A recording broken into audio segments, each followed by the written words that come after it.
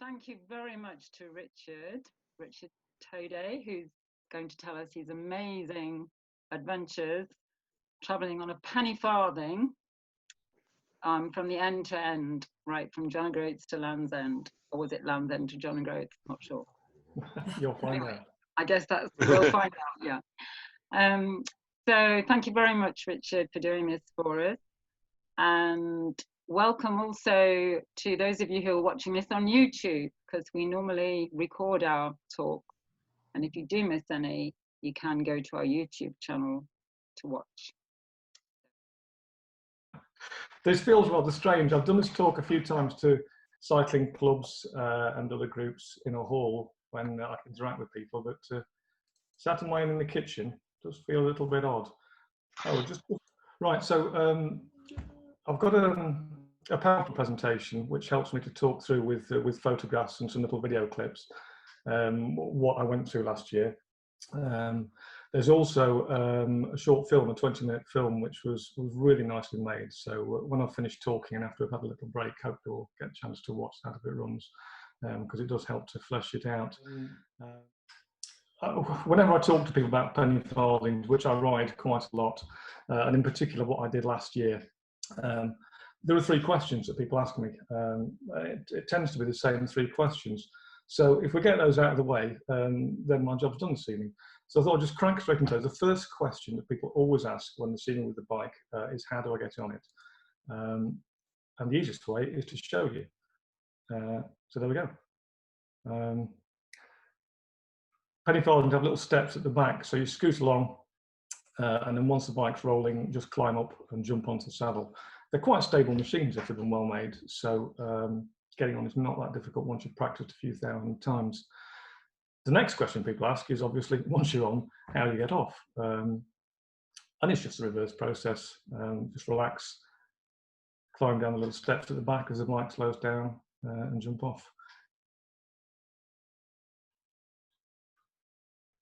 So the third question that people ask is, once I've mastered that, why on earth would I want to ride a penny farthing following that red line from Land's End to John O'Groats, 850 odd miles? Now that one takes a little bit more explaining. And to do that, I'm going to have to wind the clock back a little bit and kind of fill you on my background. Well, quite a long way back actually. That's me aged, I think 4 or 5. I lived in Norfolk, and that was my very first bike. Loved it to bits, loved that bike. But at the time when I was riding that, I was asking the same question as my dad, who would appear back from work on his bike, trundling down the road on an old rally roadster, I think, and I couldn't figure out how he got on it. It's obvious, but at that age I couldn't work it out. I was totally mystified. And it's strange that now that's the question that people always ask me, the question that was burning in my mind: how do you get on a bike? So that was my first bike. I got quite a lot to learn at that point about racing and aerodynamics and nutrition and all the things racers need to know about, but I've always had some wheels to ride on. Jumping forward quite a long way, in my 40s, I kind of lost the cycling thing. I got family and a job, and I was really getting quite unhealthy, to be perfectly honest. I wasn't exercising, I was drinking a bit too much, and I was smoking. Smoked for quite a lot of years. And I tried to give up many, many times, couldn't do it. And then I acquired a bike through a job I was doing, quite by accident. And I thought, I've no idea why, I thought I'll try time trialing. I saw something in the local paper about it. So I popped off down to club time trials, started riding, and I'd given up smoking within 2 weeks and never looked back. And I started to enjoy time trialing with the club because it's easy. You can pop out the back door of an evening after work and after cooking tea and go and have a good race and come back, and the family don't really notice you've gone for a couple of hours. So I enjoyed that for a few years and tried to get as good as I could, just doing local club time trials. I'm not quite sure why. Somebody mentioned the 24. Oh, I know why. I decided to enter the 24-hour time trial because I heard that it was outdated and old-fashioned, and there's a letter in Cycling Weekly saying it's time it went. And I thought, well, if it's going to go, I better experience it just the once. So I went. I did an okay average ride, but loved it. So I thought about it for the following year, a whole year, running it through my mind, how can I be better? Went back the next year on the bike in the photograph, which is an old Mercian from the 1960s, fixed gear. And I came third. I got a national medal, and I was just over the moon. I thought that's kind of as good as I'm going to get cycling-wise. peaked. I really enjoyed it. And I went back another time or two and did average rides again. But I just really enjoyed that long distance sensation of riding. This was 3 years later. I'm on the front of that bike. The fellow on the back is a really, really good friend of mine, Chris Hopkinson, who's a much better endurance rider than me. He's achieved some amazing things. He was the first British rider to complete the race across America, amongst other things. He has a room full of trophies where he trains. It's extraordinary.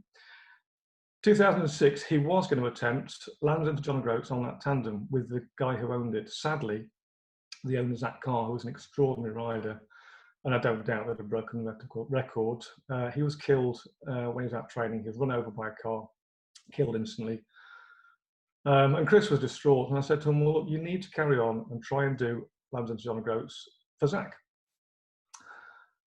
Not thinking that it'd end up me being on the front, because he couldn't persuade anybody else to do it. He's a bit of a die-hard rider, do or die. Yeah, he talked me into it. We had to go to the 24-hour championship and had some problems.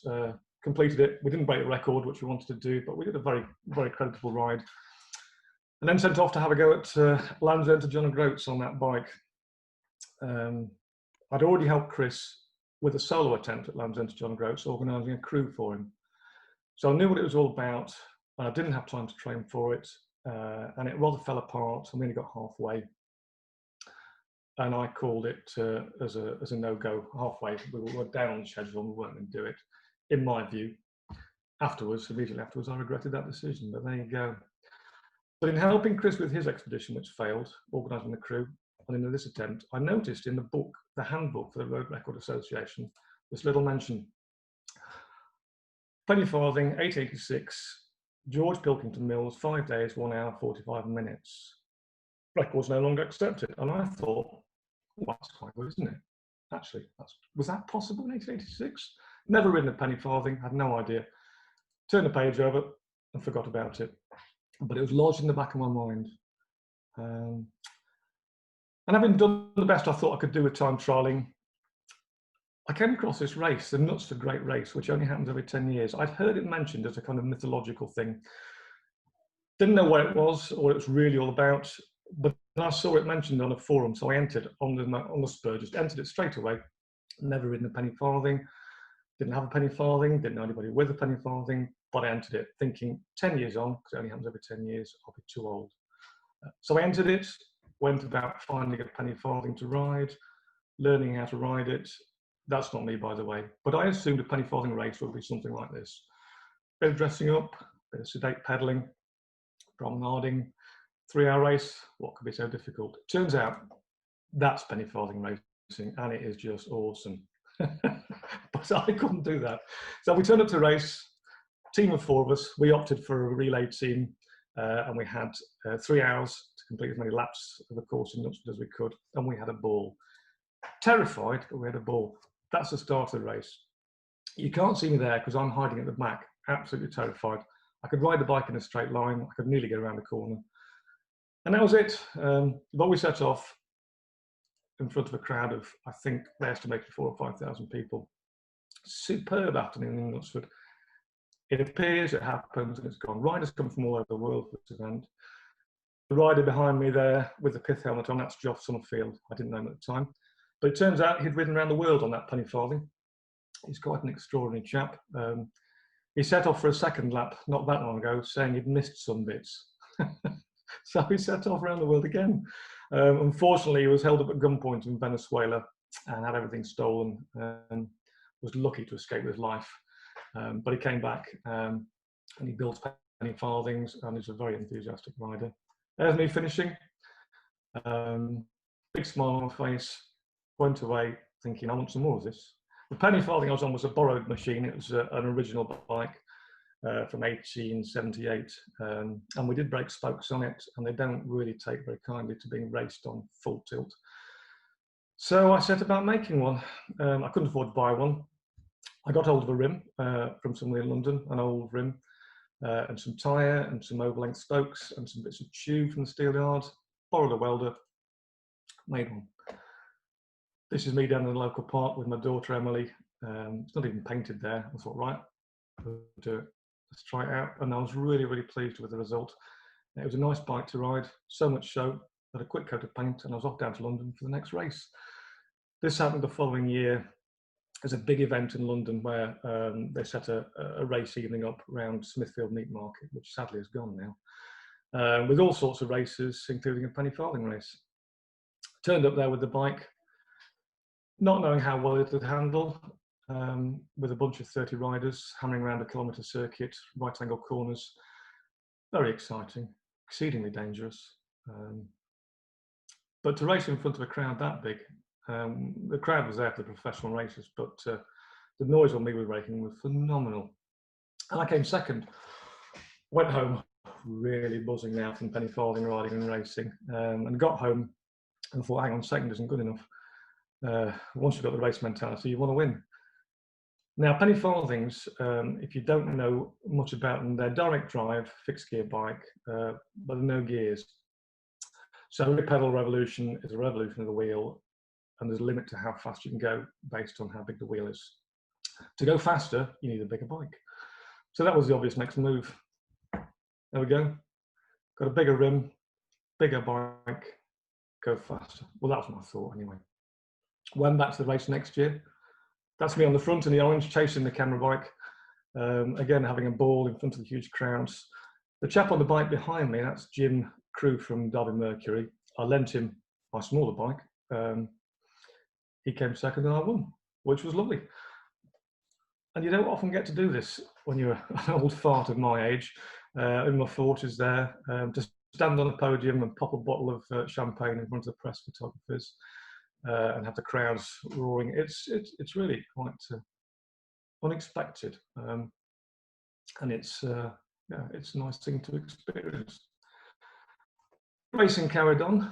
That's Belgium. That's the Open Championships in Belgium. So riders from right across Europe there, some exceptionally good riders.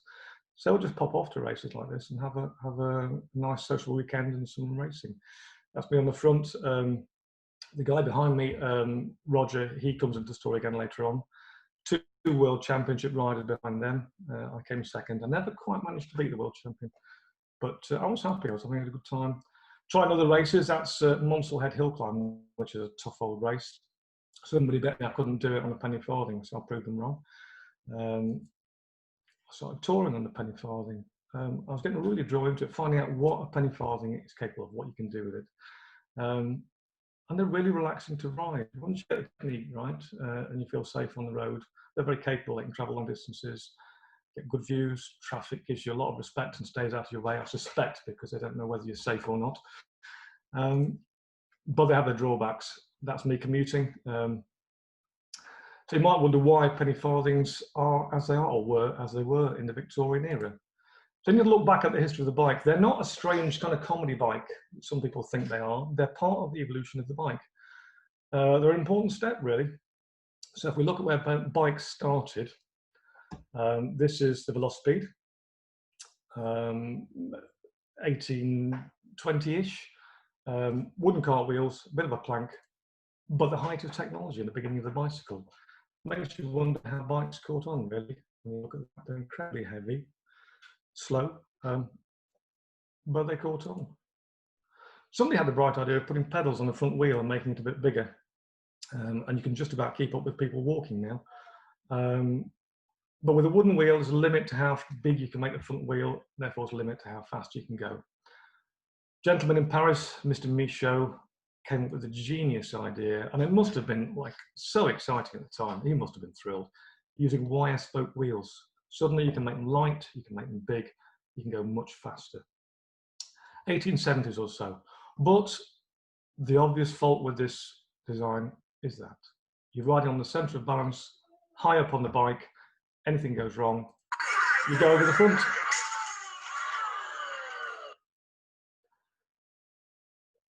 Anything stops you or gets in the way. And in the Victorian era, these bikes killed huge numbers of people.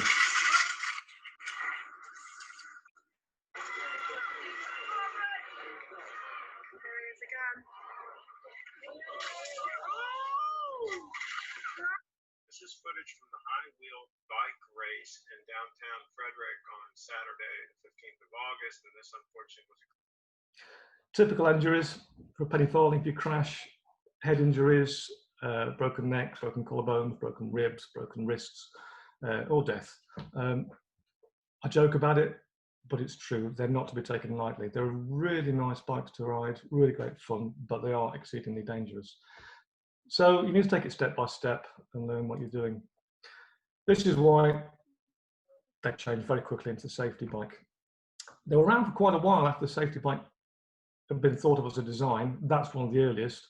That's a friend of mine who made this replica to try it out and see what they're like. It turns out they're horrible to ride. That's a Lawson bike, really difficult to handle. So penny farthing's hung around for a while.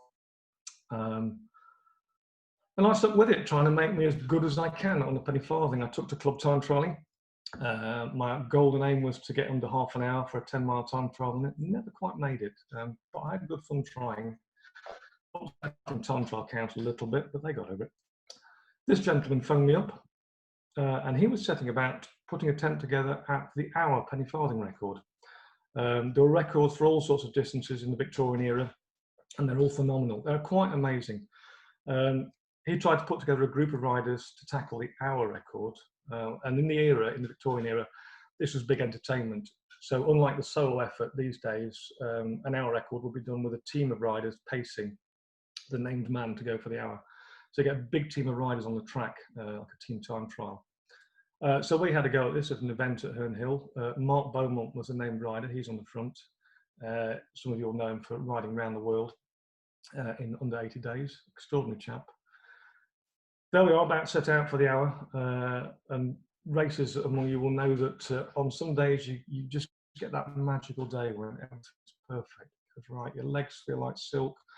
No effort, the bike feels light. That wasn't that day for me. It was grim. I had a horrendous hour.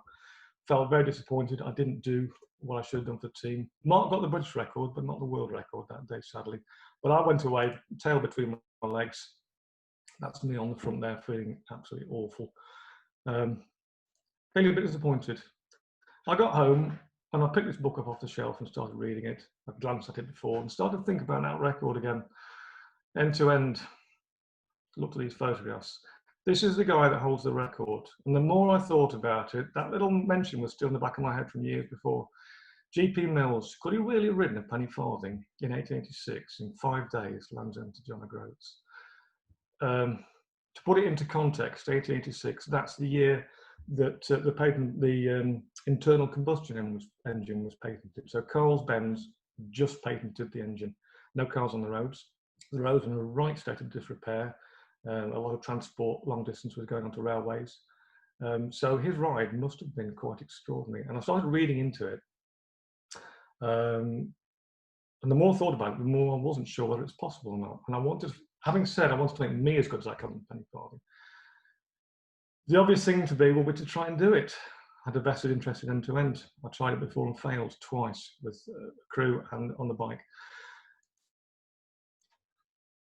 This is the sort of crew that would have paced him.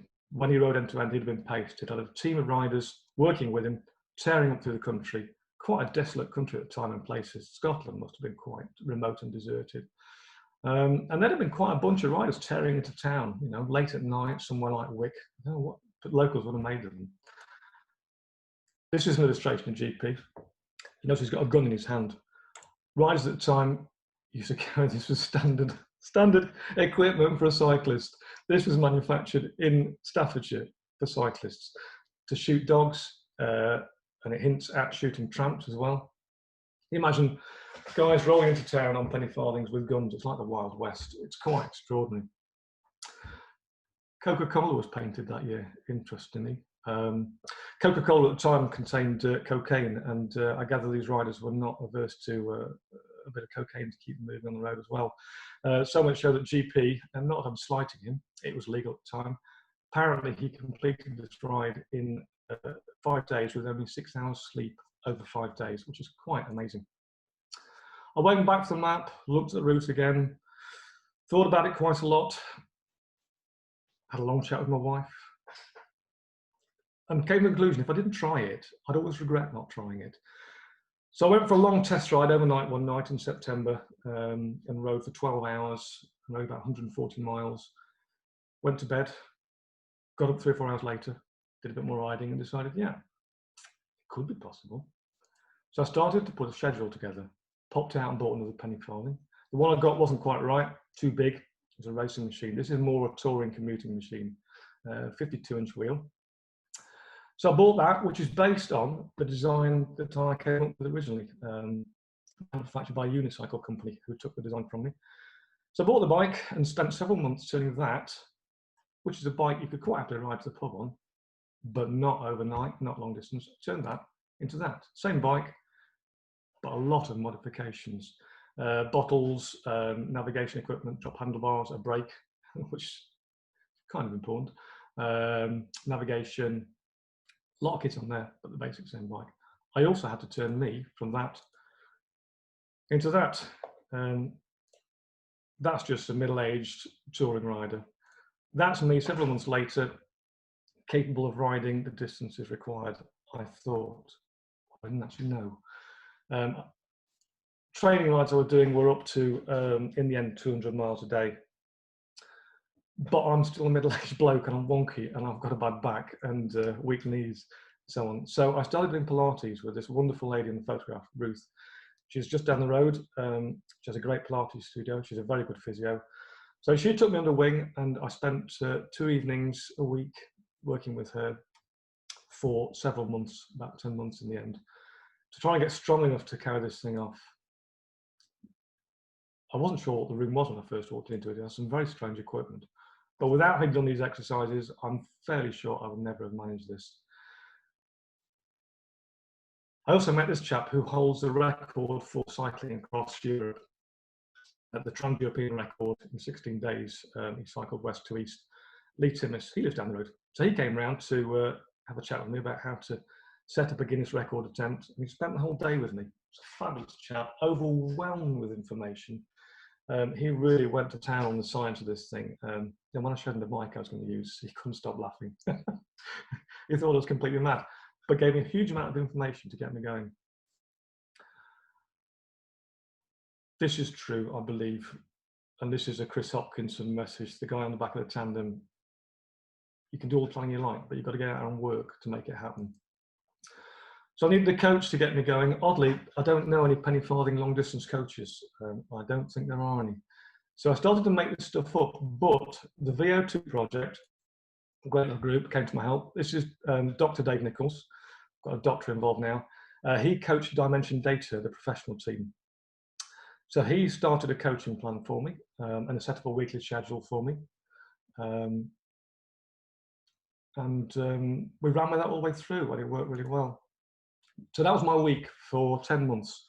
Monday night, bearing in mind I'm working full time, Monday night Pilates, Tuesday night an intense ride out on the road, short distance but very hard, Wednesday night Pilates, Thursday night another intense ride, Friday night doing planning and logistics, Saturday night a very long ride, Saturday an all day ride, in the end reaching up to 200 miles a day, which on a penny farthing is a long way. Penny farthing is about twice as hard to ride as a regular bike.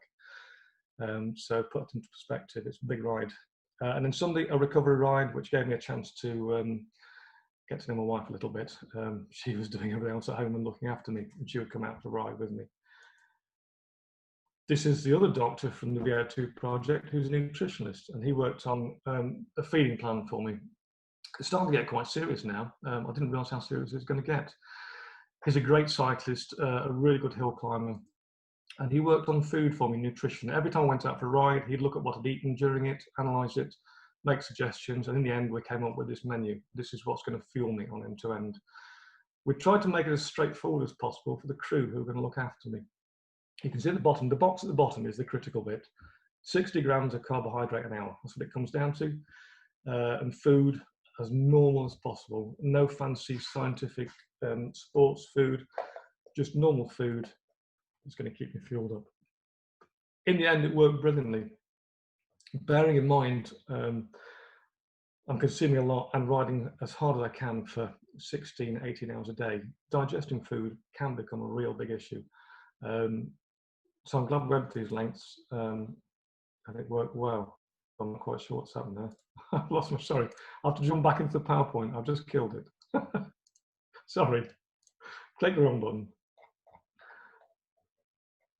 Where are we? Where are we? Where are we? So we're looking at food. I had a support crew out on the road with me in the end, and they had to monitor what I was eating to make sure I wasn't going to run short of energy. So we put together these menu charts so they could keep track of what I was eating. That's a typical day's food. The bottles full of water with maltodextrose powder for glucose. The cups would be full of tea or coffee. That's a lot to consume in one day, but it worked. And the training carried on through the winter.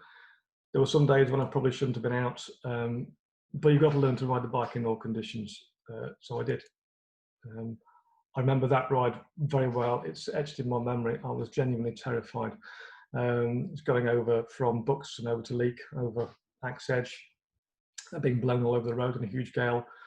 But GP Mills had to cope with this. Apparently he and his team were all blown off their bikes at one point in Scotland on his ride. You can't learn to cope with that by riding a turbo train indoors. You've got to be out on the road and learn the skills. So I did. I did have one crash during training when a piece of equipment I was testing fell off into the wheel, locked the wheel up and threw me straight over the handlebars. Luckily, only at walking pace, but I broke a wrist and a rib. And it set me back rather. But it was a reminder that you've got to be so, so careful with these things. This is my Sunday ride. This is my recovery ride with the local club, Belper. They were really welcoming. They loved having me riding with them, and riding with normal bikes at their pace pushes your pace up a bit, but it makes the training more fun. I loved riding with them, and I still do on the penny farthing. The riding sounds grim, but a lot of it was lovely. It was like this, out in the countryside. This is spring in the Peak District. Lots of fueling, lots of cafes. I remember that one, that was in Southall. That's posh beans on toast because it's got a side salad. I lost count of how many plates of that I had. That was one of my longest rides. That was an Audax ride out to Skegness and back, 200 miles. Friends were very supportive, said some lovely things about me and what I was doing. Richard is a nutter. They thought I was a bit mad. Completely insane. And my all-time favourite, which somebody came up with, that. Nobody really understood what I was doing, but everybody was very supportive. The next doctor involved, Dr. Phil Clark down at Derby University. I was aware from our end-to-end attempt on the tandem, which I aborted, that it's very easy to self-sabotage.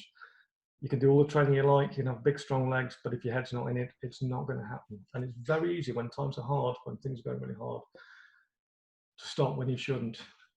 Your brain kicks in, something in the back of your brain, and it stops you. So Phil started working with me. We had quite a few sessions. He did this for nothing. Gave me his time and his vast experience. He's an endurance athlete himself. He's run the length of Ireland, so he knows what he's talking about. And this is my support crew. This is the most important package. They're all close friends.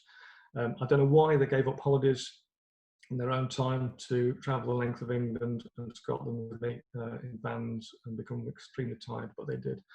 And they fed me, looked after me, and looked after the Guinness recording to verify the record. And they're a smashing bunch. In the middle is my daughter, Emily, and my wife. Could not have done it without them. We needed accommodation for 5 days. The modern record, people do in under 2 days, and you can do it on the fly with crew in the back of the car and catnapping, but 5 days you can't. And I had to look after the crew for them to look after me. So I persuaded my wife that we ought to pop out and buy a motorhome for the attempt, which we did, and that's it. It immediately broke down. I had to go to the garage where this fabulous mechanic fixed it for us almost immediately for very little. People were really starting to get stuck into this record thing, helping out. We packed all this lot for our first trial run. We did an overnight trial run up to the Lake District and back. So the crew could try out these forms, bike check forms, crew log, statements. All this stuff is vital for Guinness to accept a record attempt. So we practiced it. We didn't leave it to chance. This thing's growing now. I'm suddenly not taking anything. But so many people are becoming involved. I didn't want it to fail. That was our test up to Lake District. That was 5 o'clock in the morning, riding off the top of Shap, and a glorious sunrise, quite a magical moment. The day before, riding up there, everything had gone perfectly. Crew had done a really good job. This is another person involved, Pelle Kippel, who supplied me with equipment for the bike, tyres and what have you. He's over in Sweden. More and more people getting involved. This is Roger. Roger holds the unicycle record for Land's End to John O'Groats. He did it in 6.5 days. It's a Guinness World Record. Now that's the closest anybody's experienced who's live to what I was going to do. I can't ride a unicycle, but he can. But he also makes these bikes. He made my bike. So he came over one day, did some checking the bike, repaired some spokes for me, and then sat down to write a schedule because he knows what it's going to be like for me. He's done it. Only unicycle in 6 days. So he checked through what we were thinking, looked at the schedule with me, and we got a plan together, which we pretty much stuck to. Invaluable. This gentleman, Michael Broadbent, holds the current all-time record, Land's End to John O'Groats on the bike. He holds the Road Record Association record. He did it in 43 hours. He talked to me and gave me his route, which is what we used, pretty much. Although we did have to go through it with a fine-tooth comb. One of the crew, Andy Statham, spent hours and hours, nights and nights and nights going through it meticulously, plotting my route and altering some slight defects in it, so that I could just sit on the bike and follow instructions and not get lost. Huge piece of work, again, invaluable.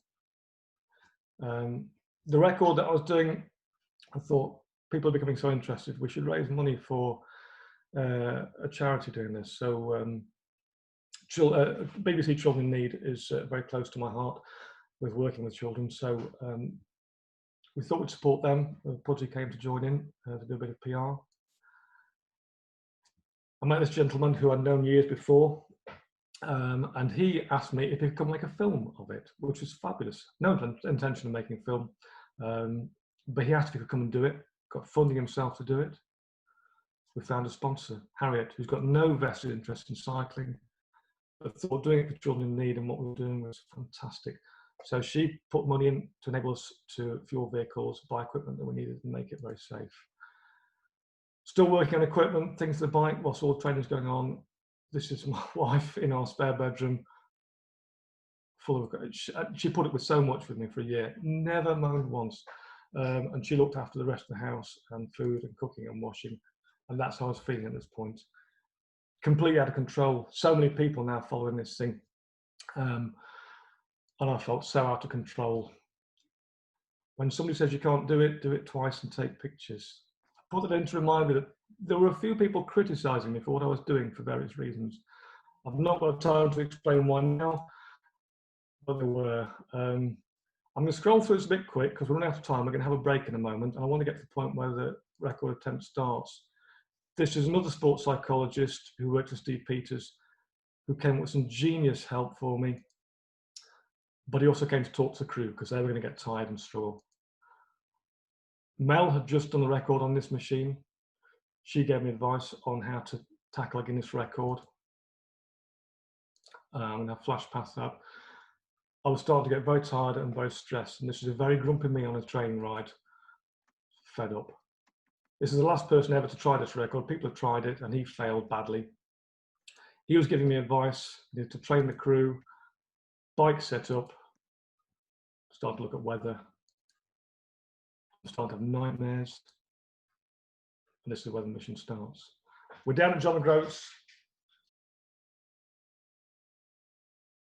There's so much to cover in this. I'm sorry I was rushing a little bit to get to the break, but we will carry on. All of a sudden, it seems like you've got all the time in the world to prepare for this, and then time kind of just goes into a strange funnel, and you're there, and it's got to happen, and that's me, feeling terrified. I'd had a horrendous year at work. I was suffering from huge anxiety at work, plus all the training. I was probably the tiredest person I've ever been, just about to do the most tiring thing that I would ever do. So it was quite scary. But there we are, it's going to happen. We're at Land's End, and that map shows the pink line, which was going to be the first day of riding. It actually got further than that in the end. We got to Bristol on the first day. The weather was just spot on to begin with a lovely tailwind. that's early in the morning. That's 5 o'clock. Sorting out the official witnesses. We needed official witnesses for Guinness to ratify this.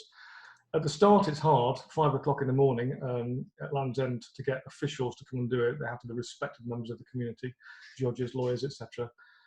So much harder at the top end, not knowing when I would finish, what time of day or night, and it's such a remote part of the world as well. Finding officials for that to verify the finish was tough, but we did it. There we are. That's the famous sign. So it's 10 to 6. It's Saturday the 20th. We're here at Land's End. That's my dad, Richard Thoday, getting ready to set off.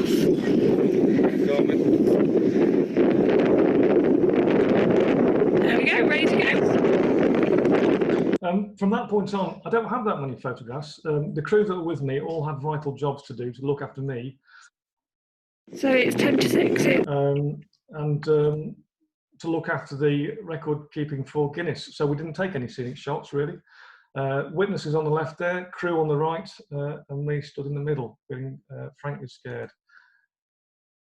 2 minutes to go.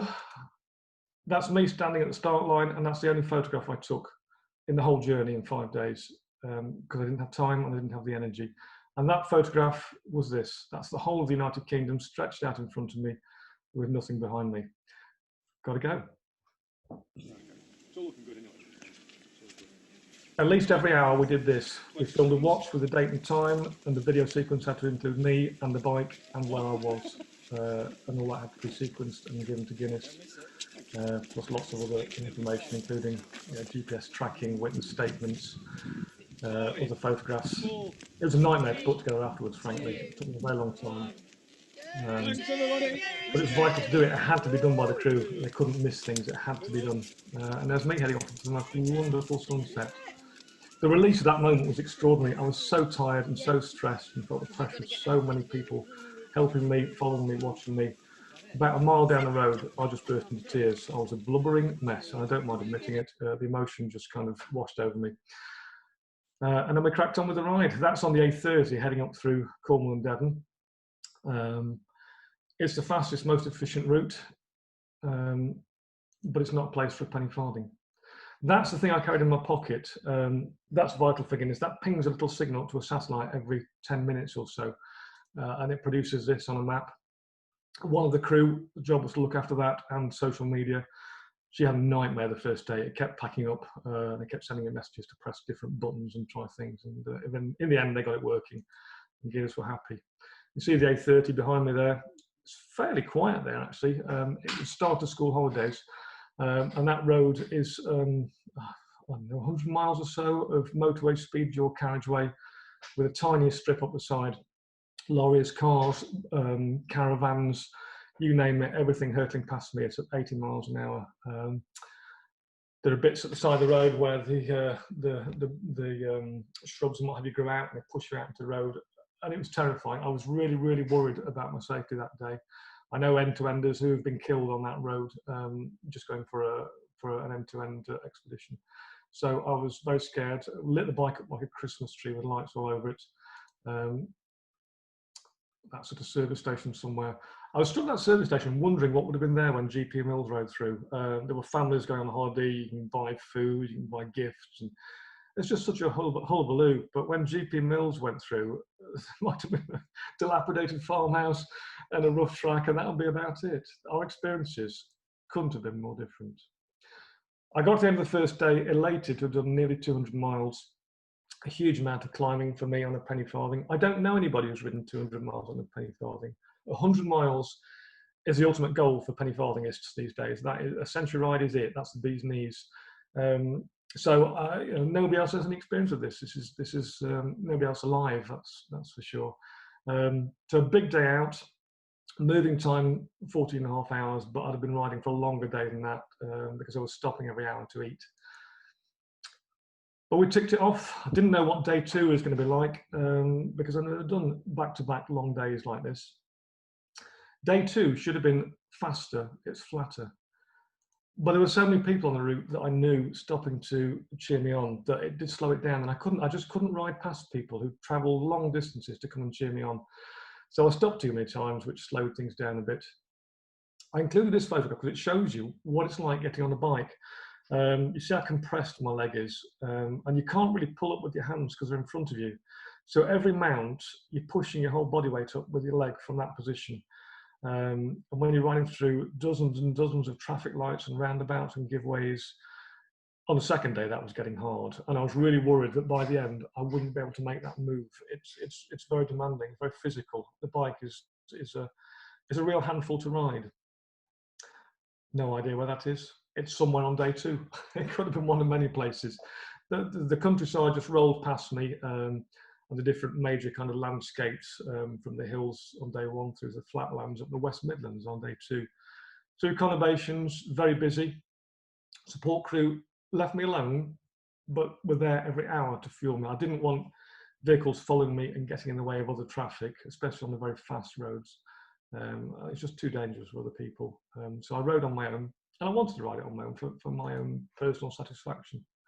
Crew also had to look after themselves. We had 3 vehicles out on the road, so at any one time, 1 vehicle and crew could be off and having a sleep somewhere, or sorting themselves out, washing or food. That's one of the supporters, Dave. He'd ridden a penny farthing end to end.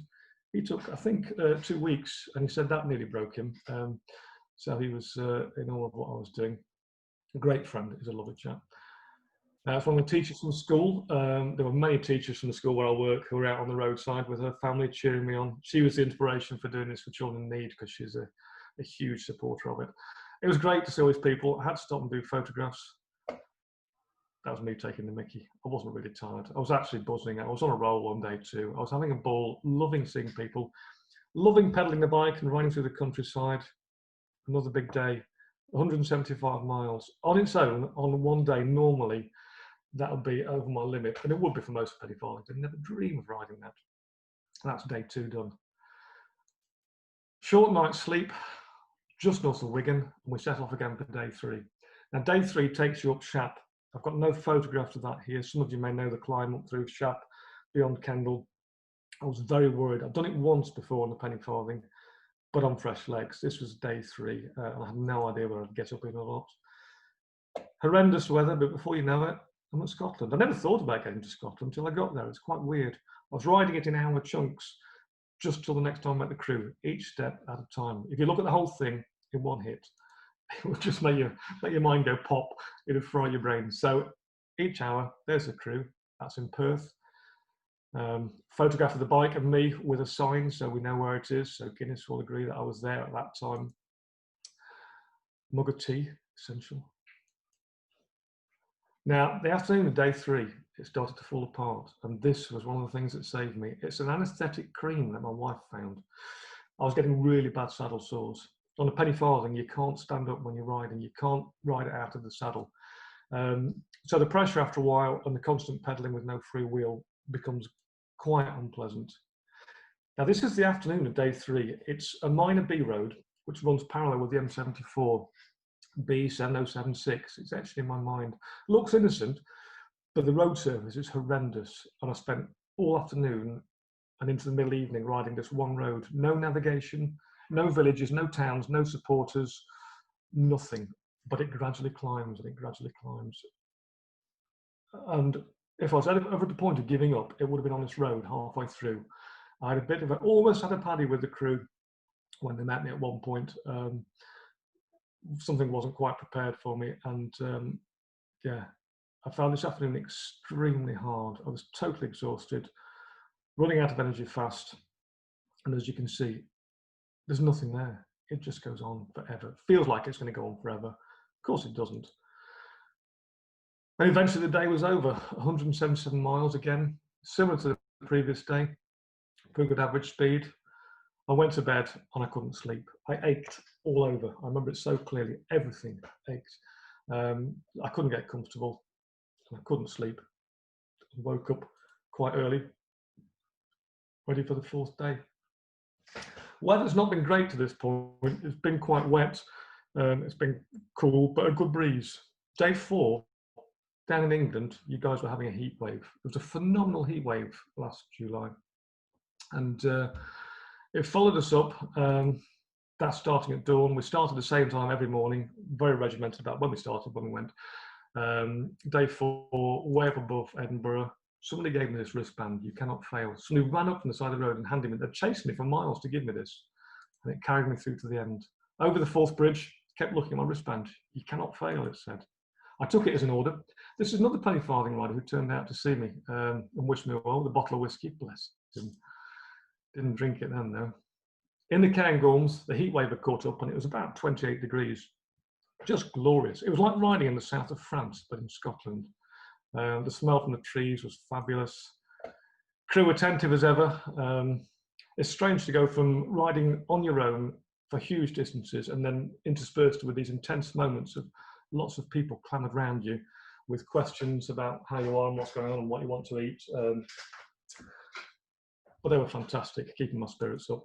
There they are again, cameras pointing in your face, paracetamol and aspirin. Day 4, we got through it. 1 day to go, and that's it. It's looking like it's going to happen. The weather forecast. It was mentioned to me, but I didn't know how bad it was. It was the thunderstorms that follow the heat wave, and it was exceedingly dangerous, again, to be riding a penny farthing. Flooded roads, so you can't see potholes, potential to throw you off. Have an accident, if I broke my collarbone, that would be it. So a nervous 2 or 3 hours. But we stuck at it. Pudsey was smiling, so I couldn't really give up, because I had to keep going. And then the sun came out, the storm stopped, the sun came out. It was like somebody flicked a switch. I was running out of energy rapidly that day. My average speed was much lower. This is an odd point. It's one of the last climbs. There's a dead end road to the left, and the road I should be on by the coast to the right. Somebody just given me a message and a card from my mum about how proud my dad would have been, who died a few years back. And this was in my head.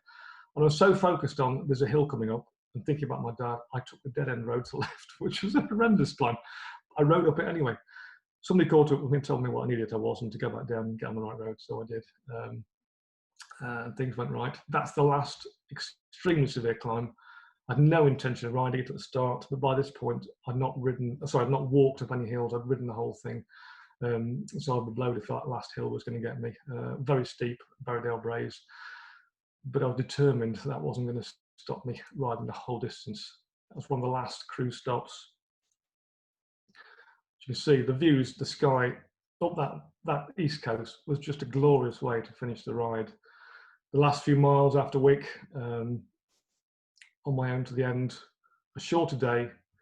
Luckily, my average speed is much lower, but we got there.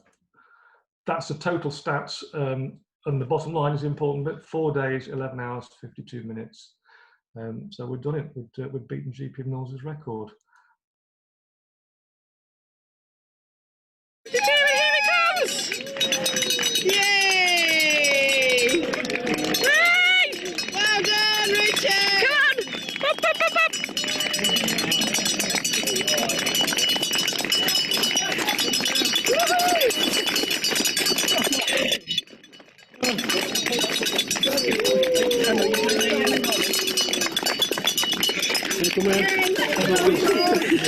More important than me, for the record. But that's the classic photograph, a fabulous moment. I couldn't really take it in, and I couldn't celebrate in the way maybe people expected me to, because I was just too exhausted. I wanted to lie on the grass and just stare at the sky. I was completely and utterly spent. I was seeing double as I rode into John and Groats there. What a wonderful crew, what a great picture, what a great memory. These fabulous people that I couldn't have done it without, they were there celebrating with me at the end. We parted into the night a bit there. That was the following morning. I was in a routine by this point, and I had to get up the next morning at the same time, ready to get on the bike, and of course there was nobody there. So me and Pudsey had a little moment by the sea, which was fabulous. That was the end point, the certificate, which hangs on the wall in my kitchen, achieved by a lot of people, not just me. I'm rushing through this because I'm going to show you the film that the crew made now.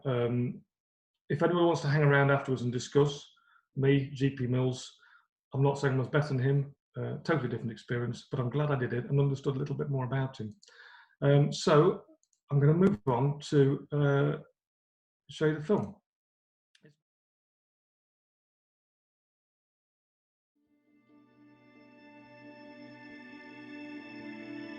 Am I crazy? That must be. My name is Richard Thoday. I'm, I think, 55 years old. I'm losing track now gradually. I thought I was 56, then my wife pointed out that's next year.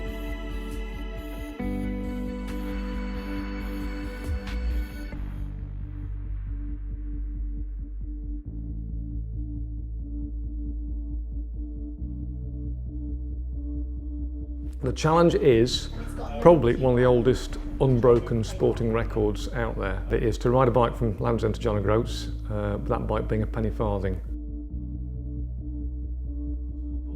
We're having the whole crew round tonight. We're going to have a spanner session because for many of them this will be the first time they've seen a penny farthing up close. Because I did have one kind of vibrate gradually and work its way out of the bracket, it just suddenly fell off. I can't think there isn't anything we haven't checked out, from bits on bikes to food to how to get to sleep at night. The end-to-end challenge for cyclists is a rite of passage, isn't it? And it's been in the back of my mind for a long time.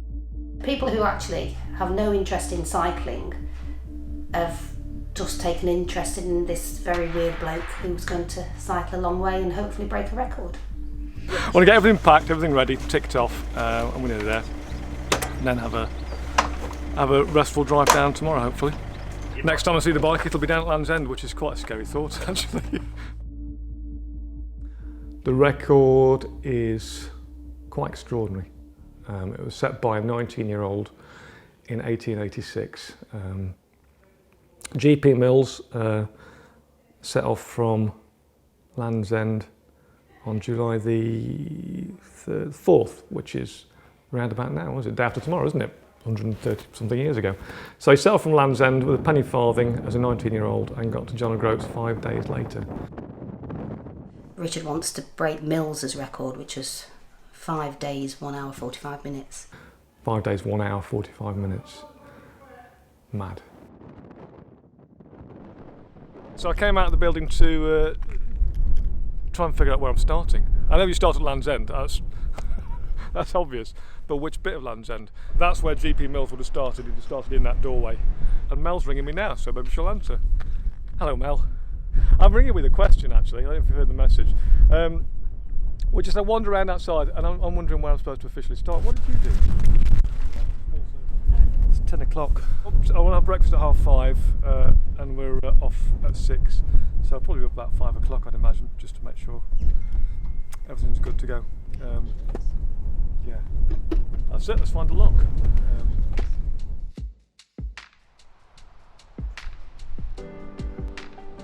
It's 5:15, so we've got 3/4 now to get breakfast, get the kit on the bike, find some witnesses, and figure out which starting line we're using. Just prepping Richard's bottles with his energy powder and electrolyte tablets in there. Side and do this round there, Yeah. and then get up to the start line.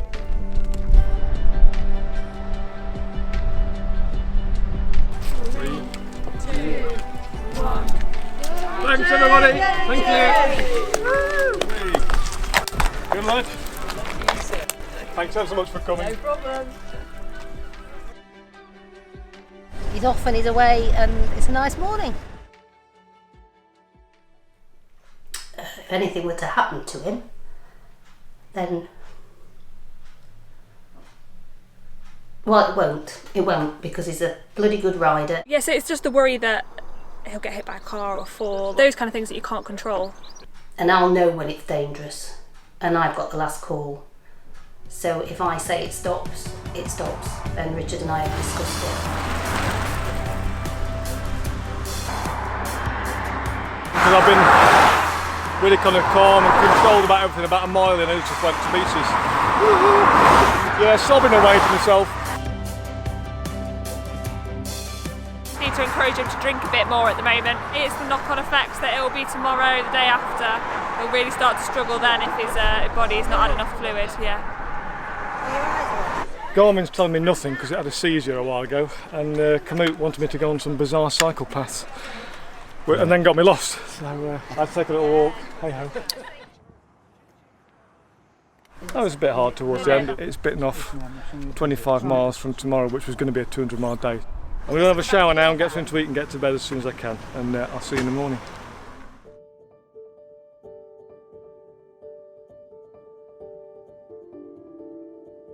People are fascinated by the penny farthing. People enjoy it, it makes them smile, it makes them happy. And so because of that, it seems a great opportunity to use this, because people are so interested, to help raise some money for charity. I work with children, I like helping children. And I think children in need helps, it helps a group of people that aren't often they're not able to help themselves because they're children, the very position they're in. If they've got difficulties, they can't always find a way of helping themselves, and they need some support. Fueling up, porridge, breakfast of champions, and idiots on penny farthings. Yeah, that much fun. The next bit is find out how my legs are after 190 miles of paddling yesterday.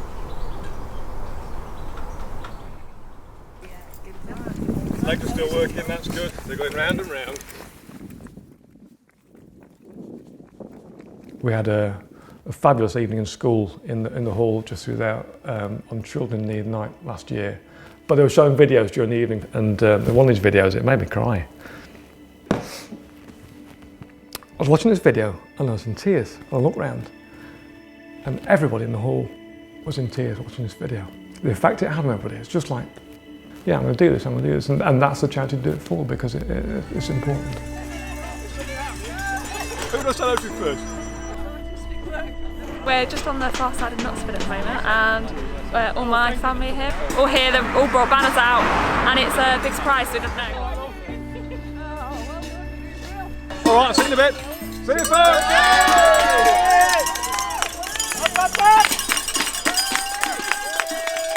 We lost 2 hours between Wigan and Preston just because it was standstill traffic. And although he's really, really good in traffic, you can't run a red light.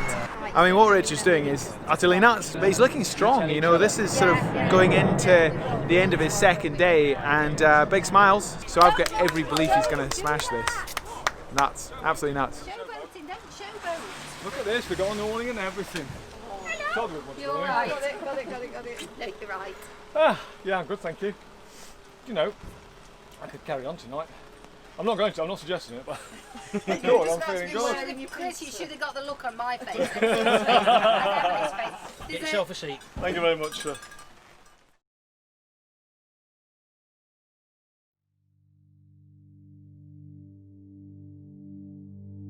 Who wants to be a sheep? Who wants to be the same as everybody else? You know, when there's always wonderful things in life you can go and experience. It doesn't matter what somebody thinks of you.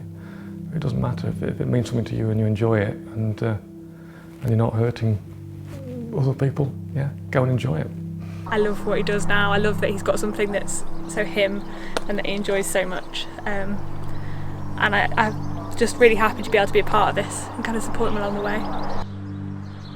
Middle of the trip, so it's day 3. Tiredness starting to set in. Left all the people that we know behind, the Challenger chap. Just a few worries because the crew are getting tired. I've got 1 or 2 issues to deal with, or they have. I'm just going to keep pedalling. Today's going to be a tough day, I think. Is that bike ready? It is indeed. Right, I'm going then. Take care. Yeah, See you in a bit. and you. Yeah. See you later. See you later. Yeah, clear both ways. After Kendal is the toughest climb really in the whole ride, up to the top of Shap. 420 metres of climbing, and something I know that he's quite worried about.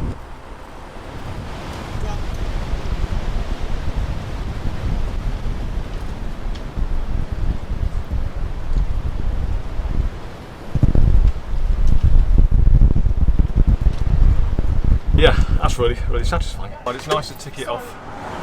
I've ridden up it before on the test run, but that was on day 1. I didn't know I'd be able to do it on day 3. Sorry. But a bit worried about sending you back out into this wind. Can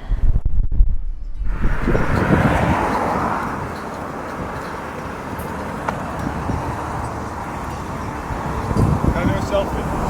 Smile already. That feels really nice to be in Scotland. I wasn't thinking about it at all till this morning.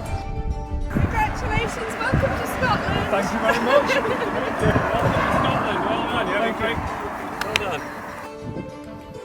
The road surface is horrible. It really just sucks all the speed out of the bike completely. It's so hard. Could I have? Yes. some painkillers as well, please? Yes. Down the back a bit. It's hard. Is it signed to her now? Yeah, it is.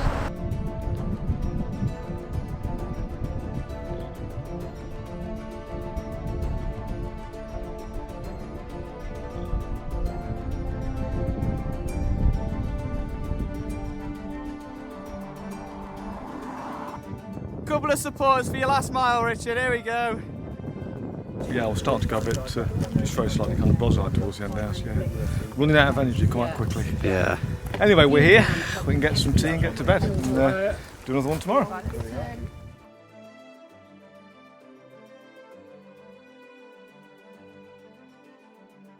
A penny farthing is hard to ride. To try and explain to somebody what the physical exertion is like, it's probably, compared with an average modern road bike, it's twice as hard. So long distance, I'm averaging maybe 12 miles an hour, 13 miles an hour, depending on the wind. I felt terrible last night. I went to bed and I just ached all over. The only thing that didn't ache was my shoulders. Feet ached, knees ached, elbows, hands, bum, everything. Couldn't get to sleep for ages. I mean, I must have gone to sleep really quickly. I don't think Richard did. He said he struggled to get to sleep. In fact, he said this morning he doesn't know how Mills did it, the guy who set the original record. Only apparently slept 6 hours in the whole 5 days. It's another 170 miler like yesterday, so yeah, it's a bit daunting after yesterday because I found yesterday really tough, so today's going to be really tough plus 1 day.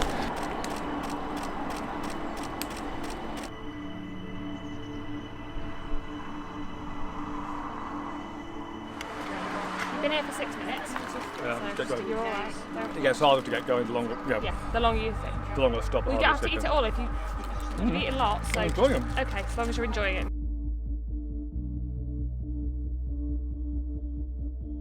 Got 22 miles left to go today. He's really struggling with bottom pain from the saddle because he's on the saddle all the time. I have to be strong and kind of encourage him to push through it.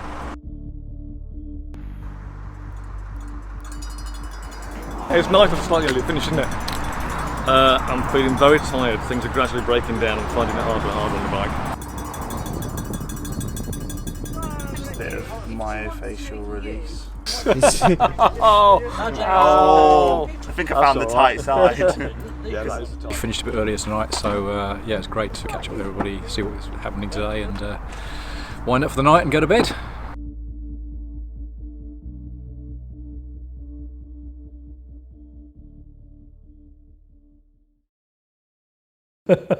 I've been thinking about this for months, trying to figure out why I want to do this. The reason I want to do this, I'm curious. I'm curious about me as a person, and I want to find out what it'll do to me. I want to find out whether it's possible to ride a penny farthing that far in that time.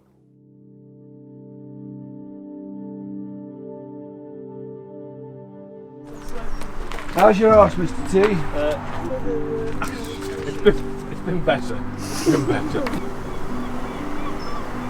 It's almost just saying nearly there, nearly there. I'm thinking actually no, it's still 116 miles, so let's not get ahead of ourselves. On a penny farthing, anybody's book, that's still a long way.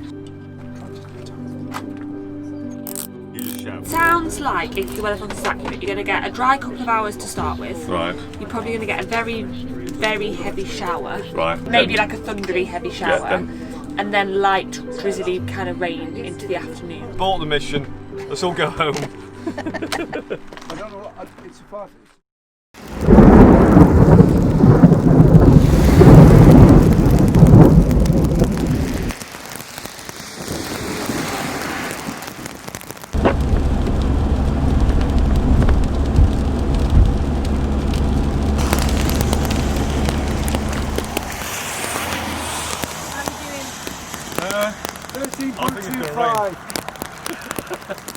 Coming across the Comity Firth, lovely low-level bridge, and there's a massive bolt of lightning right in front of me, and I suddenly realised that I was the highest thing around for quite a long distance, and I suddenly felt really vulnerable, which I put a bit of a kick on. Are you okay? I'm fine. Yeah, it's all good. There's a lot of danger on the particularly on the penny farthing in this weather, you can't see through potholes, and if I hit a pothole I'll be over the front and that could end the mission, so they're really focused and switched on. It is potentially very dangerous.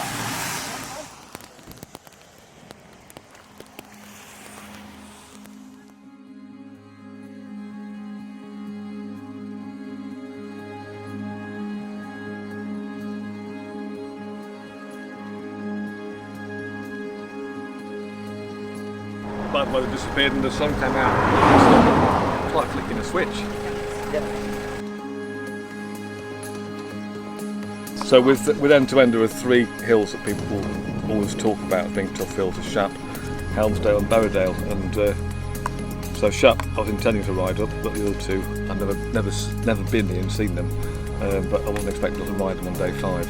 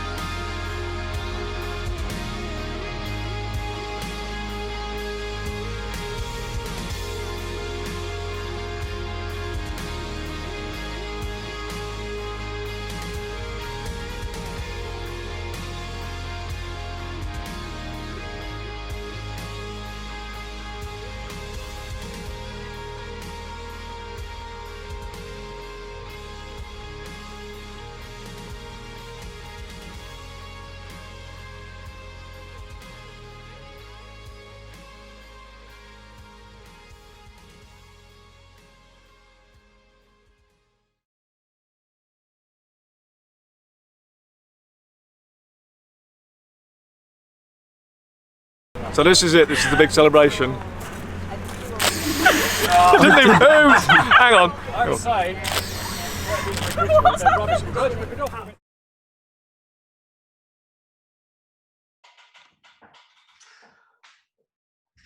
And that's it, folks, as they say.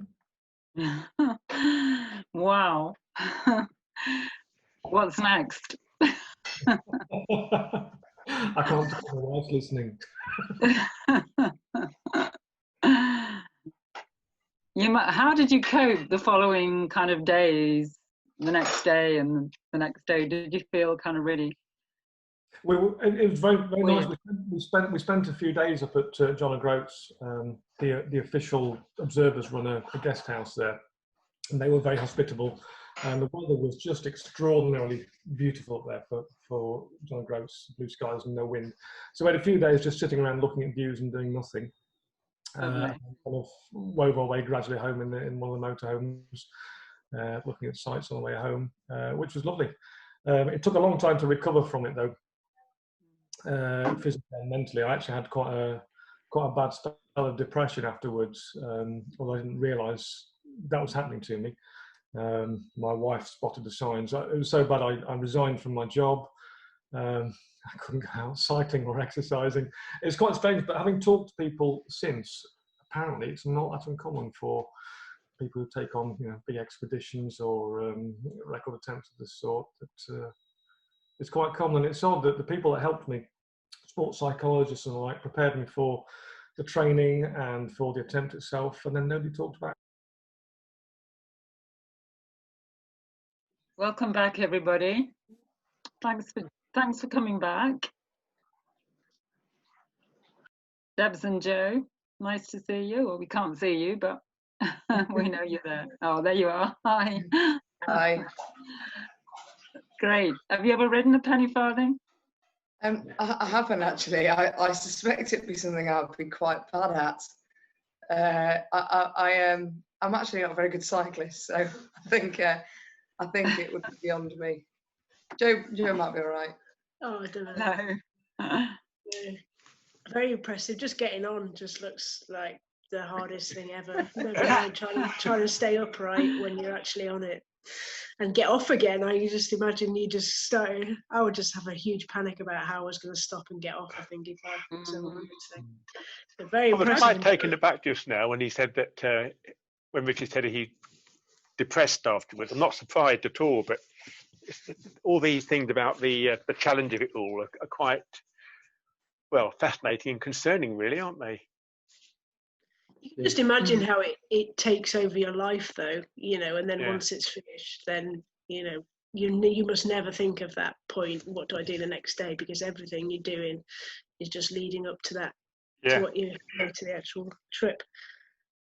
Yeah, so no, it's not surprising, really. Presumably also during the trip, all the adrenaline would be going. Yeah. And then as soon as you stop, all that adrenaline has got to do something, and perhaps that's when the depression just physically kicks in, because, I mean, I don't know anything about medical things, but, That makes sense. The endorphins are going and then they're not there anymore. Yeah. So,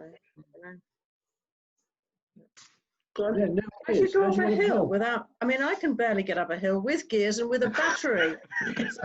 I know. It's almost literally incredible, really. When I first heard that George Pilkington was done the record in 5 days and however many days it was, I couldn't believe it. I was incredulous. How would he have done it in Victorian times? And I was just as incredulous when Richard came up with this idea as well. And by gum, when you think 200 and odd miles, or nearly 200 miles a day, it's incredible, absolutely incredible, wonderful achievement. And some of those roads, cycling on the A30, I mean, it's a fast road, Yeah, I wouldn't fancy it. No. Yeah, I mean, our Sestrans working on a route that you can cycle all the way from John O'Groats. There's going to be an off-road one soon, but that will be more for mountain style bikes or gravel bikes. It won't be for, people who are on a road bike or even on a hybrid. Really, it's a bit more rugged than that. And I think it is kind of there actually. If you join together a few other long distance routes, isn't it? We saw that side of the UK about that, but it's not all there yet. So it joins up some kind of existing ones like the Pennine Bridleway. Yeah. I think a lot of people probably, if you were riding Land's End to John O'Groats and you weren't trying to do it as fast as possible, you would just take alternative roads. It's people who need to go the shortest, fastest, and the less hilly way as well. You just have to take the A30 if you want to do it as fast as possible. There's no other option really. I wouldn't fancy it. Rejoining. Yes. Anyway, are you still doing lots of cycling, Debs and Joe? Yes. Yeah. My commute's 14 miles each way, so 28 again today for me. So. Right. Yeah. Great. Yeah. Shame we can't do any trips really at the moment, but we've done a bit of walking over. Here comes Richard, by the way. Big cheer when he comes in. Well played, Richard. Oh, thanks for coming back. My computer's being tired this evening, I think. Oh.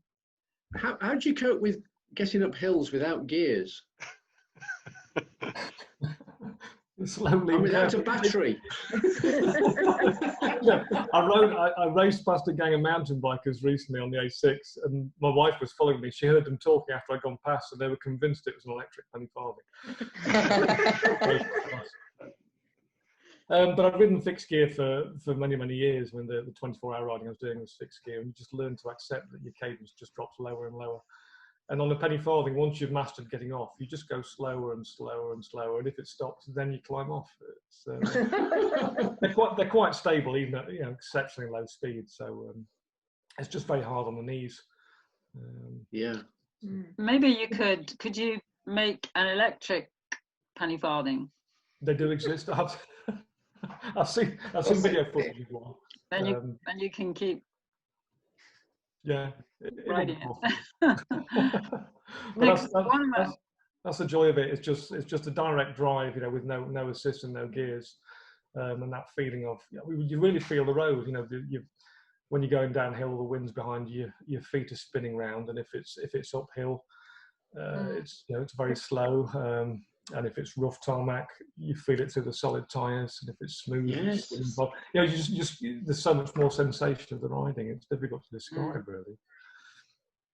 I would recommend suspension? No, no suspension. You didn't have any suspension on the saddle? No, there's no suspension. Because it's quite a big wheel. If you felt the spoke tension, it would feel quite slack. So there's a kind of softness to the wheel. And it's a steel frame, so there's a little bit of give in that, and a nice leather Brooks saddle, which has a little bit of give in it. But no, you do feel it after a while. And I'll say that the road on day 3 with a very rough surface, which Mel had warned me about because she'd ridden up it. That was very draining, and I got exceedingly bad saddle sores. Yeah, my wife was horrified when she discovered afterwards what I'd been hiding from the whole crew. But it had to be done, I was prepared for it with talking to the sports psychologist. One of them had warned me what my brain would be telling me or when it would be telling me to give up, but that it wasn't going to kill me, and you just kind of arm your brain with this information in advance that it's going to hurt and it's going to be fine and you will get to the end eventually. Just have that little discussion in your head and then carry on. Astonishing. I couldn't do it. Couldn't think of doing it. I tell you what, once there's that many people following you and supporting you and helping you, it changes the way you think about things. Yeah, you feel obliged to keep going. Yeah, you do, and that was part of the pressure. That's why I had a little moment just after the start. If it was just me on my own, I'll go and have a go at this and start off from Land's End, I probably would have given up. But once there's that gang of people behind you, it changes your focus. Yeah. One of the things about George Pilkington Mills' is fantastic achievement. I mean, there's no doubt he did it. He wasn't the sort of person who would do anything to cheat or fake or anything else. No. But when you consider, I mean, someone who's done the end-to-end at a very pub crawl kind of pace, Cornwall is a complete killer, isn't it? It's uphill and downhill, and you go downhill, and before you've finished coasting, you've got to climb hill again. It's just a huge roller coaster, isn't it? And yes. I'd imagine, I don't know what the route of the road was at the time, but the A30 must have softened that out to an extent. It would have been even worse then than it is now in terms of the hills that you'd have to climb. Yes. And the condition of the condition of the roads as well. As I said earlier, the railways were taking over, so I gather the roads were in a pretty poor state at the time. He described. There are accounts of it, although they're very scant. He described some of the roads as being like shingle beaches. And the horse muck on there. Apparently, the roads at the time, if it was wet, they were just mud and slush and horse dirt and what have you. And if it was dry, they were exceedingly hard and dusty and gravelly. And, it's just mind-boggling, really. 2 completely different rides. It would have been lovely to just have a little, to be able to do a time hop and just experience it just for a moment to know what it would have been like then. So, I can only imagine.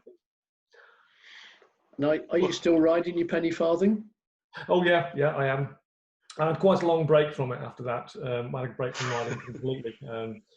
Just had no appetite for it at all.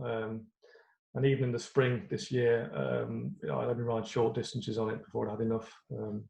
But now I've just started riding again. Did 100 miles the other day, and I was out with the club at the weekend. So yeah, riding it again and enjoying it. They're genuinely very nice bikes to ride when you get the knack for it, because cars make way for you, and makes people smile, and nobody gets aggressive with you. It's like cycling should be for all of us, and it's just a shame it's not. But if you all rode them, then it wouldn't be nice for me. So yeah, no, they're good fun to ride. Just a tad dangerous. Yeah, fascinating. Really one of the things that George Pilkington Mills had to do was the Forth Road Bridge wasn't there, was it, in his day? So he had to go across on a ferry. Yeah, there were 1 or 2 other bridges that weren't there as well. I mean, the route was kind of roughly the same, but those bridges up in Scotland weren't there. So I think there were a couple of ferries and 1 or 2 detours that I avoided. And then when you get further up, there are inlets in the coast where he'd have had to do a long descent and then a climb, like the last big climb that I did. There were quite a few of those, and now there are sort of concrete flyover type road structures where you just, I mean, the ones I didn't notice till we were coming back down, and we drove along some of the little inlet roads, you know, and saw what I'd avoided that Mills would have had to ride. I mean, I know they had a team of riders with him. They had local riders helping him, and they would have been using cocaine to an extent to help, you know, stave off the sleep. But still, it's just still find it incomprehensible, that ride. Are you back teaching now, Richard? I am, yes. Having resigned from my job, I did a back pedal. Although I'm not doing the job that I was doing, which was extremely stressful. So yeah, I'm working in school, but not managing a team of people. So yeah, still there and enjoying life again. But it was strange how that hit me, and I've never had depression before.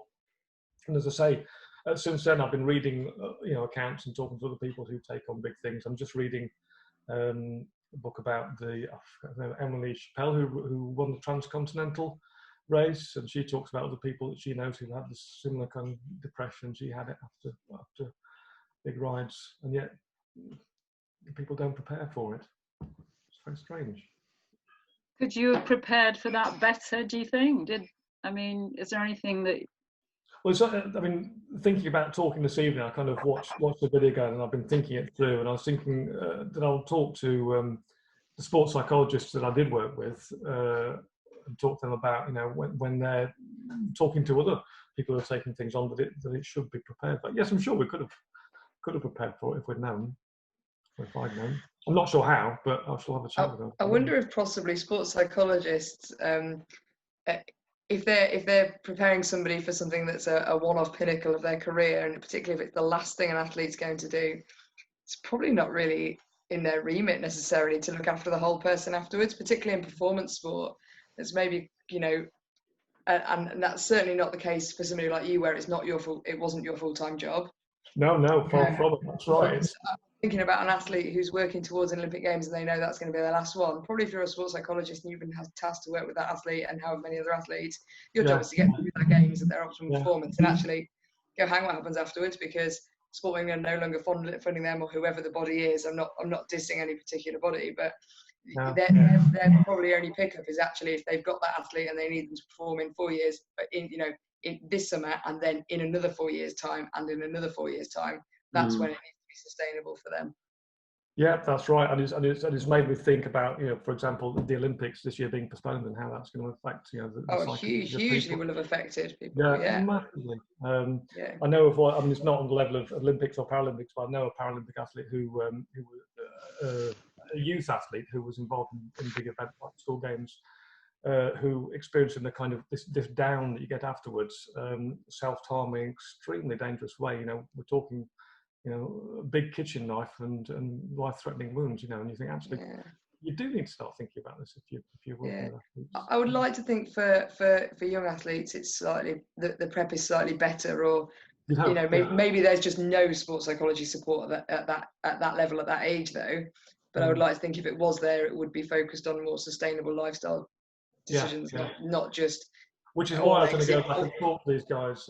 One of them in particular, who I had to sort of rushed past the photograph of Tim Buckle. He works with Steve Peters from Chimp Management. Steve Peters worked with the British cycling athletes like Chris Hoy and Victoria Pendleton, and he works with a lot of young athletes now. He's quite an inspirational character for them because he's kind of one of these larger than life, very motivational people. But he's in a position where he can help them. So yeah, it's worth a conversation, I think. You said the hardest part was that B road by the M74. Yeah. What kept you going at that point? You know, how tempted were you to stop? You said that was the hardest point. I was very tempted to stop, and it was the work with Tim Buckle that got me through that. We prepared in advance, and we spent a long time. And every time he came to talk to me, he kind of left with a bombshell questions. He walked out the door, and then it'd leave me kind of confused and thinking even harder about it. And the crux of the question really was, why was I doing it? And he said, if you don't genuinely know why you're doing it, then you'll stop at some point if it's too hard.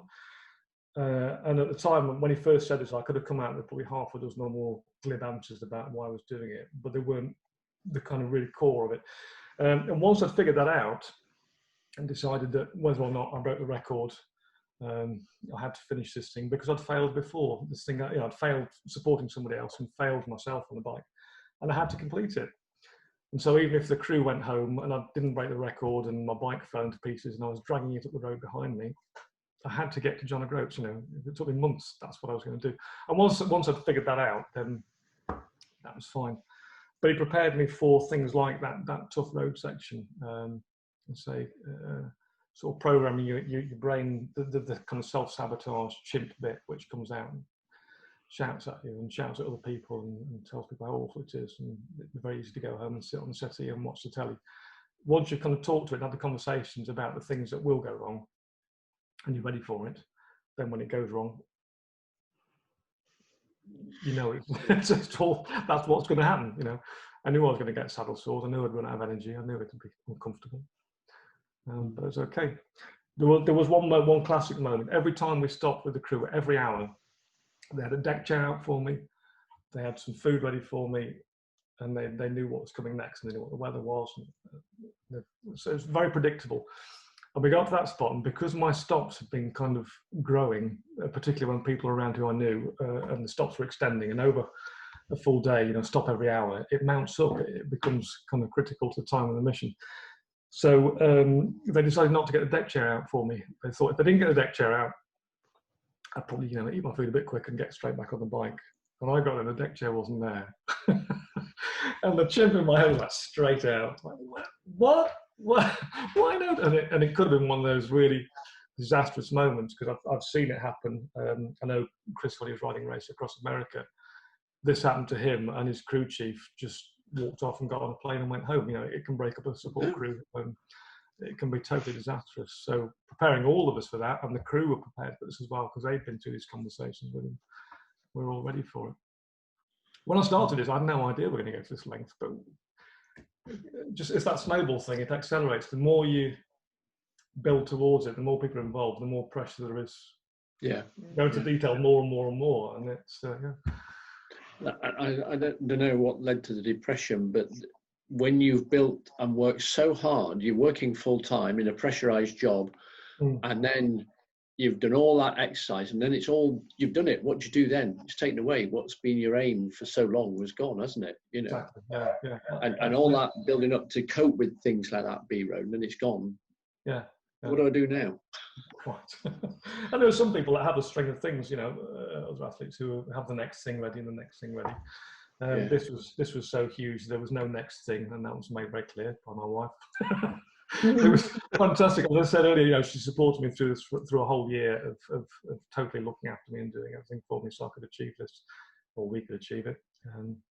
So yes, it's an amazing thing you've done. I'm waiting nervously at the moment. There's a 24-hour record for the penny farthing, which I had tried to enter an event to do 2 or 3 times, and the organizer won't let me. But there's somebody having a go at it this weekend, and if he achieves it and you know, does a good thing, then I'll let him have it. If he doesn't, it's the next thing that's going around in my head, unfortunately. And like end to end, it probably won't let go till I have a go. So. What's the record? It's oddly, it's there's a huge list of penny farthing records, and they're all, apart from the 24-hour, they're all set still. Yeah, they're all from the Victorian era. They're all 1880, mid 1880s. This one, somebody set a few years ago, it's 330 miles. Right. So. Fancy that? 14 miles an hour average speed for 24 hours. It's at the moment that's the pace. I mean, I went out at the weekend with the club and I did 14 miles an hour average for 40 miles and I was stuffed. Just got to do that, yeah, 6 more times. So yeah, do that 24 hours. Yeah. It's possible, but it's a whole bundle of training again. So I'm hoping this guy smashes it this weekend. Though I can just wipe it off. Do you still go to Pilates? I stopped when we came back, when I went through a spell of doing nothing and being a bit morose, and then the whole COVID thing started. I was just about to start again. I did go to one session, and COVID started, and that put the stops to that. Yeah, of course. I mean, I suppose you do them online, yeah. Yeah. So no, I'm about to start again. I'm feeling a passion for sort of doing things again now. It's just come back recently, so I'm gonna get cracking. And end to end, although I've raced it and done it, ticked it off, I need to go and do it again, as Peter said, at pub pace. Go and enjoy the sights of the scenic route, because it's just such a, you know, it's a lovely thing to do, but I missed so much doing it that style. But, yeah. In fact, I'm so glad the film crew was with me, because I'm pretty sure that if it had not been filmed, and there's hours and hours of film footage that I've watched that weren't in that little short snippet, I'd have forgotten it all. It would have just been a blur, and probably most of it would have gone by the time I got home. So I'm very glad that we had a film crew. But no, I should go and do it via pubs and cafes, I think. Great idea. Do you still have the motorhome? No, the original plan was to, because I knew we'd need 2 vehicles out on the road, because the crew were going to get very tired. So we'd have to have 1 crew on duty and 1 crew off duty, and be able to sleep and cook and wash. So I knew we'd need 2 motorhomes. A friend who volunteered to be on the crew, they had a camper van, so they used that. And then we were going to hire one, but the logistics at the start of the summer holiday of convincing somebody to loan us one or get one hired, and then not know we needed something for a test run, etc. So I said, well, let's spend our savings, we'll buy one, use it, and then sell it again afterwards, which is what we did. Yeah. Found a bargain, used it, and then sold it for more than we bought it for. So that was in a profit as well. You're a businessman too. Well, it helped to offset some of the spending. It did cost quite a lot to do, despite having a very generous sponsor to fund it. So yeah, about broke even, which was good, because then all the money that came in, that people donated, like Leicester Wheels, which made they made a generous donation. It all went to children in need, which was wonderful. Mm. I know people who have attempted end-to-end records like the modern RRA, and they have to do crowdfunding just to be able to afford to do it, because it's not a cheap thing. Even just a few vehicles down the country costs, and then all the equipment. It's not cheap. So do you thanks very always ride much. a penny farthing? Sorry? Do you always ride a penny farthing, or do you ride ordinary bikes as well? I ride ordinary bikes as well, although out of choice I would defer to a penny farthing, just because it makes people smile. Every time I go out, I'll end up in a conversation with somebody I would never have met if I was on my road bike. They just get passed away. But people stop and talk, and they want to find out what it's about, and it kind of opens doors and starts friendships. It's a little bit magical. It's a bit special. So yeah, out of choice, if it'll work, if it'll do the job, I'm on the penny farthing. I think if you do your end-to-end pub style, you'll probably never have to buy a drink. I can imagine you'll do well getting some friends on the way to the pubs as well. Idea. Yeah. And if I do it again, it will be on the penny farthing, because it helps you make friends. Joff, the chap who was riding the race I raced and that got me started, the guy with the pith helmet who raced around the world, he said it diffuses situations, when you're riding around the world. And he's been in some quite extreme situations, to the point where he was held at gunpoint and nearly killed. And generally, it's got him out of some sticky situations. Just a nice photo. Good job. Yeah. It's the future of cycling, that's not fun. Back to the future. Something like that, yeah. Thanks for joining in this evening. In the Guinness, what happened when you actually got your Guinness Book of Records award? I mean, did you go to a ceremony for that? No, it's all very workmanlike. You know, you have to submit the evidence, which I did. And there was a bit of a hiccup with the tracking device. It wasn't the format they wanted, so I had to reprocess that, and then a nervous few days waiting. And then I just got an email to the post saying, yeah, we accept it. Here's a link to the website where you can get your certificate.